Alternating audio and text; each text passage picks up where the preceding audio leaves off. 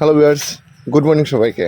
একটা জিনিস বলতে খুব ইচ্ছা হইতেছে যে আমরা আমাদের বাস্তব জীবনে অনেক বন্ধু থাকে, অনেক আত্মীয়স্বজন থাকে।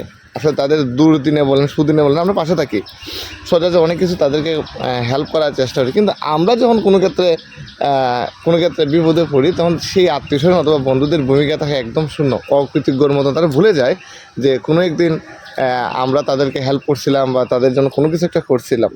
আবার কোনো কোনো ক্ষেত্রে দেখা যায় আপনি অনেক কিছু করছেন একজনের জন্য, কিন্তু সামান্য একটু ভুল করার কারণে সে সেইটাকে একটু ভিন্ন হাতে নিয়ে গেছে, বেচারা খুশি হয় না। কিন্তু দেখেন, একটা পশু খুব সুন্দর একটা ভূমিকা পালন করে। এই যে কুকুরটা আছে না, এই কুকুরটার সাথে আমার বন্ধুত্ব 1.5 বছর আগে হয়েছিল। জাস্ট আমি আসছিলাম, আসার সময় 10 টাকা দামের 2টা বিস্কুট দিয়ে আমি বেচারা খাইতে দিয়েছিলাম। এরপর তার সাথে আমার দেখা হয় নাই। গত 2 দিন আগে আমি এখানে আসছি, সুনামগঞ্জ। তো দিরাই উপজেলা আসার সময় দূর থেকে দেখেই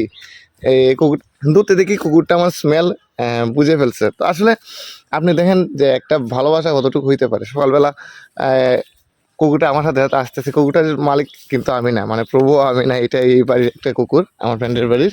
কিন্তু আমার ডাকে সারাটা খুব সুন্দর। এই আয় আয় আয় আয়, দেখছেন কি রেসপন্স?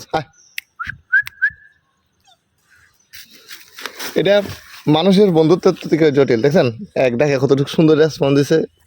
একটা আননোন পার্সনকে কীভাবে সে ভালোবাসছে, জাস্ট শুধুমাত্র 10 টাকার বিনিময়ে। আর এমনও অনেক বন্ধু, এমন অনেক আত্মীয়স্বজন আছে যাদের পিছনে অনেক টাকা ডালছি, অনেক বিপদে আপদে থাকছি, কিন্তু তারা বিনিময়ের প্রতিদানে কোনো ধরনের ভূমিকা অথবা কোনো কিছু মনে রাখে নাই। কিন্তু কুকুরটা ঠিকই তার বন্ধুত্বর কথা মনে রাখছে। এটাই হয়তো মানুষের, তাই বলা যায় মানুষের থেকে কুকুরের ভালোবাসা অনেক উত্তম।